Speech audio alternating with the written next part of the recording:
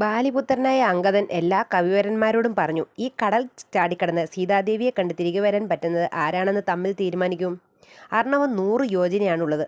പക്ഷേ എല്ലാവരും 10 യോജന, 20 യോജന, 50 യോജന, 60 യോജന, 70 യോജന എന്നിങ്ങനെ മാത്രമാണ് പറയുന്നത്.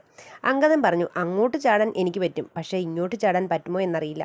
അപ്പോൾ ജാംബവാൻ പറഞ്ഞു, എൻ്റെ ചെറുപ്പകാലത്ത് ഭഗവാൻ 3 ലോകവും 3 അടിയായി അളന്നപ്പോൾ പെരുമ്പറ കൊട്ടിക്കൊണ്ട് 21 വട്ടം ക്ഷണനേരം കൊണ്ട് വലം വെച്ചിട്ടുള്ളതാണ്. പക്ഷേ ഇപ്പോൾ വയസ്സായതുകൊണ്ട് അത് പറ്റുകയില്ല. പെട്ടെന്ന് ജാംബവൻ പറഞ്ഞു, എന്താ ഹനുമാൻ ഒന്നും പറയാതെ ചിന്തിച്ചിരിക്കുന്നത്? ഹനുമാൻ അല്ലാതെ മറ്റാർക്കും ഇത് കഴിയില്ല. ഞാൻ കേട്ടിട്ടുണ്ട്, പിറന്നു വീണപ്പോൾ തന്നെ ഉദിച്ചു വരുന്ന സൂര്യനെ കണ്ട് പഴമാണെന്ന് വെച്ച് 500 യോജനയാണ് മേൽപോട്ട് ചാടിയത്.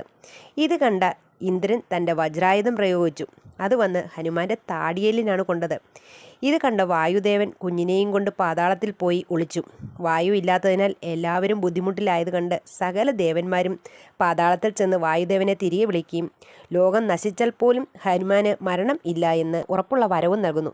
വജ്രം താടിയലിന് കൊണ്ട് മുറുകയാലാണ് അങ്ങയുടെ ബലം അങ്ങ് മറന്നുപോയത്.